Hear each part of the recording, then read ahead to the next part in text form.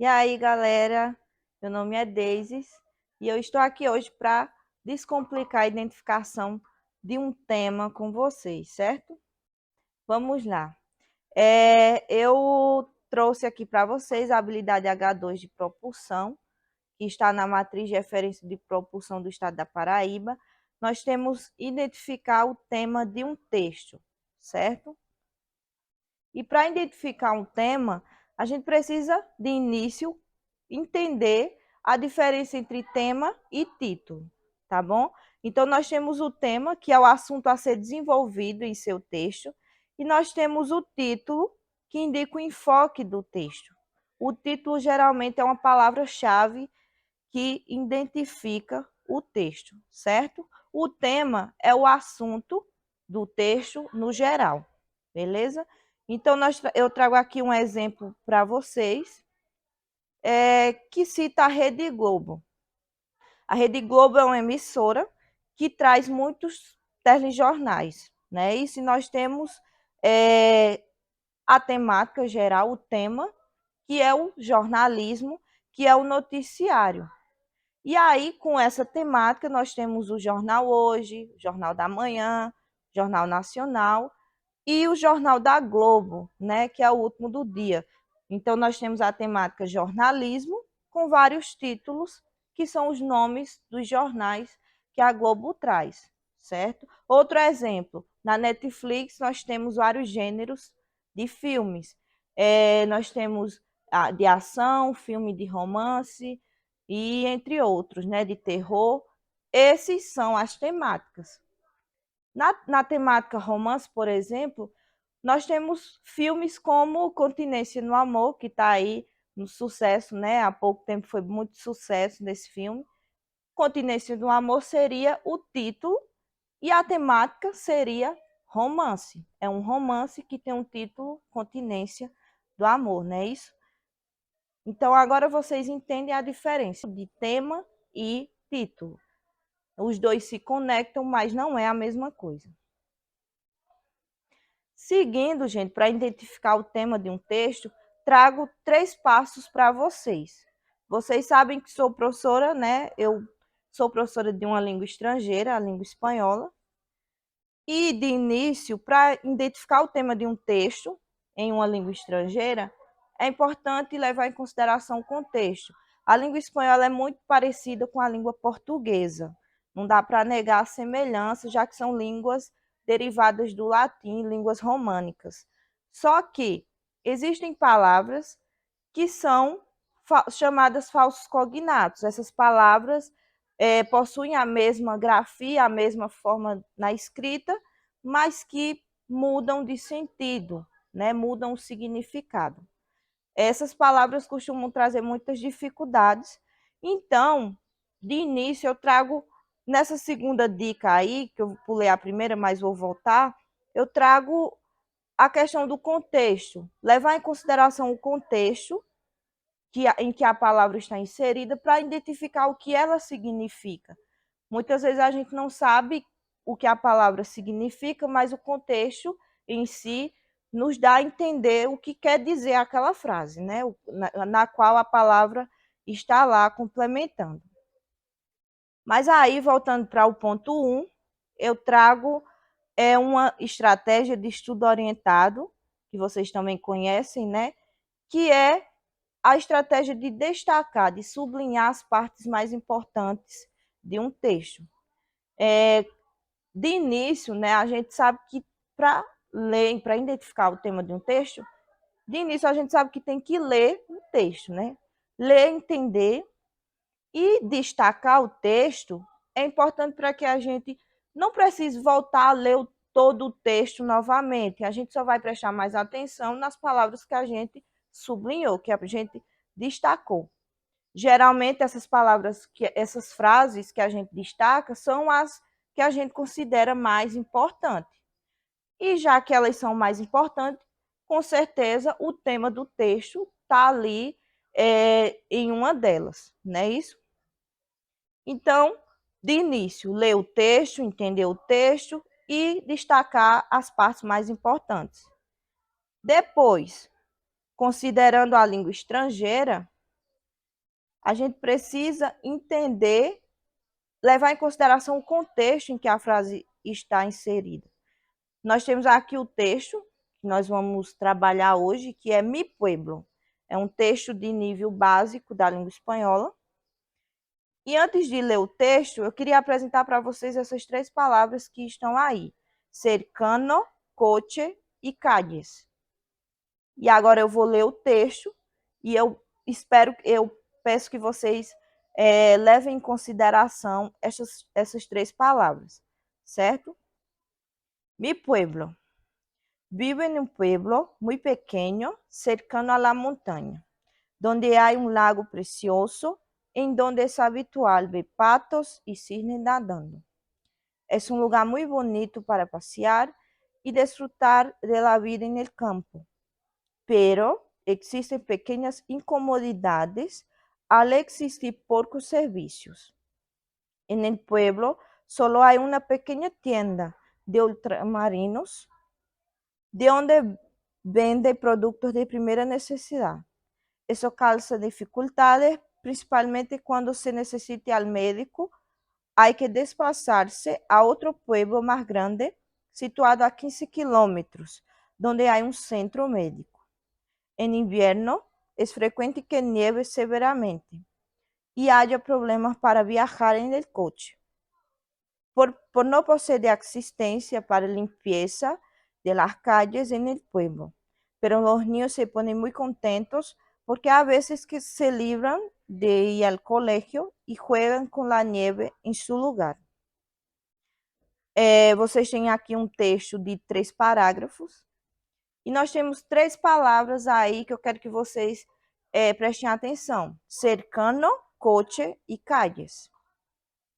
Cercano a la montaña. Vivo en un pueblo muy pequeño cercano a la montaña. Cercano poderia ser um falso cognato, porque nós temos a palavra cerca em português, que é uma estrutura, né, feita de arames para cercar alguma coisa. Então, a gente poderia entender que esse povo, esse povoado, está ao redor dessa montanha. Só que em espanhol, a palavra cerca significa perto. Então, nós sabemos aqui que, em espanhol, esse povoado está perto da montanha. Mas em português, sabendo que cercano significa cerca e que esse povoado poderia estar ao redor da montanha, dá para entender que, pelo menos, o povoado é perto da montanha, né? Então, isso aí, pelo nosso contexto, pela língua portuguesa que a gente tem conhecimento, dá para entender já que o povoado é perto da montanha. Coche. Coche, então, se neva severamente, há problemas para viajar en el coche. Coche, não sabemos o que é, né? Não tem nenhuma palavra referente no português. Mas sabemos que se é para viajar, então nós sabemos que é um transporte, não é isso? Então, o contexto aí respondendo, dando o significado da palavra. Por não possuir assistência para a limpeza de las calles. O que seria calle?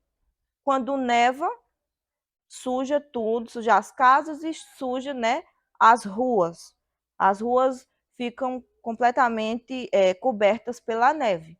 Então, o que a gente precisa? A gente precisa de assistência para a limpeza de arcades. Então, seria as ruas que impedem da gente viajar em um transporte. Então, todo esse contexto aí dá os significados das duas palavras que são bem diferentes na língua portuguesa, não é isso? Aí eu volto aqui, gente, para os nossos passos. Então, a gente lê o texto, a gente tem que destacar as partes mais importantes. A gente precisa considerando a língua estrangeira, nós sabemos que existem palavras que não são, que a gente não sabe o significado, então é necessário levar em consideração o contexto. Mas aqui mais na frente, eu trago o texto sublinhado com as frases que eu acredito que são mais importantes. Então, aqui eu tenho o texto sublinhado, que apresenta as partes mais importantes, que eu acho que nessas partes eu encontro a temática do texto, certo? Vivo em um pueblo muito pequeno, eu sei que é um povoado pequeno, é um lugar muito bonito para passear, para desfrutar a vida no campo, mas existem pequenas dificuldades por existir poucos serviços, né? É um povoado pequeno e por isso existem poucos serviços. Nesse povoado só há uma pequena tenda e as dificuldades maiores é quando alguém precisa de atendimento médico e que tem que sair para outro povoado. Sabemos que no inverno neva muito e que também não existe assistência para a limpeza das ruas.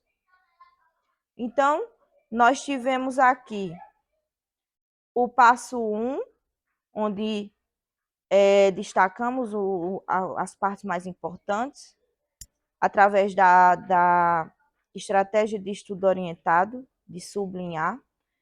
Considerando a língua estrangeira, nós vimos as palavras que eram mais diferentes do português, e através do contexto a gente conseguiu identificar o que aquela palavra significa. E agora, após a leitura e entendimento, a gente aponta qual a informação que o autor quis passar para seus leitores através desse texto. Qual foi o assunto principal que foi desenvolvido, o assunto que foi mais citado nesse texto? A pergunta é: qual é o tema do texto Mi Pueblo? O texto fala sobre as belezas naturais, sobre a inexistência dos serviços básicos, sobre as dificuldades para viajar no inverno e sobre as nevascas severas. Né? Todas essas alternativas são citadas. Mas qual é a alternativa que foi citada mais vezes? Vamos voltar aqui um pouquinho? Nós temos marcado em 3 pontos do texto as dificuldades. As dificuldades por ser um povoado pequeno, as dificuldades por não ter médico, assistência médica no povoado e as dificuldades por não ter assistência de limpeza das ruas. Então, gente, como foi citado 3 vezes e as outras alternativas apenas uma vez, e às vezes assim nem foi muito comentada, nós temos a letra B como a resposta correta, que é a inexistência de serviços básicos no local, né, no povoado. Foi exatamente 3 vezes foi citado que não existia assistência médica, que não existia uma tenda para que comprasse as necessidades básicas, que não existia assistência para a limpeza. Então, nesse texto, foi bem simples identificar a sua temática. E aí é importante voltar na diferença de título e texto. Vocês percebem que o título é Mi Pueblo, meu povoado. E o tema do texto é a inexistência de serviços básicos nesse povoado.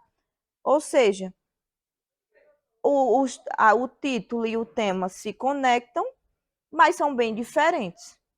Então, para vocês nunca mais se confundirem entre a diferença de título e tema, tá certo? E aí, após a nossa análise e após encontrar o tema desse texto, eu trago para vocês mais 2 textos, tópicos falsos sobre os espanhóis, que é um texto nível B1, é um texto mais avançado, mas vocês vão seguir os 3 passos e vão conseguir a temática. E o texto 3, que é sobre o Dia da Hispanidade, é um texto nível B2, já é mais avançado do que o texto do nível B1. certo? Então, essas são as questões que eu deixo para vocês. E agora, vocês continuam aí com o professor Washington, apresento as referências. E é isso, pessoal. Muchas gracias. Hasta luego.